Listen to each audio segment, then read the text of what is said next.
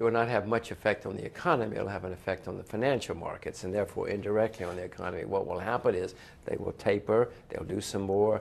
Eventually the markets will get scared, they will go down all over the world, and then the bureaucrats and the academics at the Fed will panic, and they'll start printing money again, and everybody will say, "Phew, it's okay." Will it be okay, though? No, Sharon Jeet, it's a disaster for the world. It's unmitigated disaster. This is the first time in world history, recorded history, that all the major central banks in the world are printing staggering amounts of money at the same time. There's an artificial sea of liquidity out. Look out the window. You'll see the ocean of liquidity rising, rising, rising. This is going to be a disaster in the end.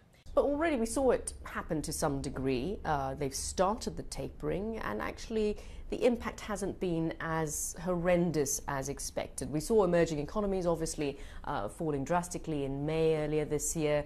How do you see emerging economies faring in light of the tapering? Don't you think they'd be a little bit more prepared this time round?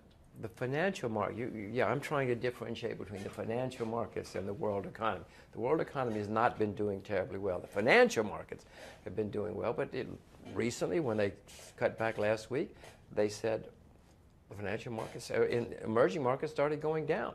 It was in the developed markets that they started going up because people sighed a relief and said, oh my gosh, it's only 10 billion. So we still have 65 billion every month. That's okay.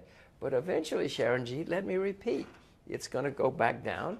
Either they're going to do it, which is unlikely because they'll panic, or the market is going to force them to stop. And when that happens, Sharon Jeet, the world's going, it may not be till 2015, 2016, I don't know, but this cannot go on.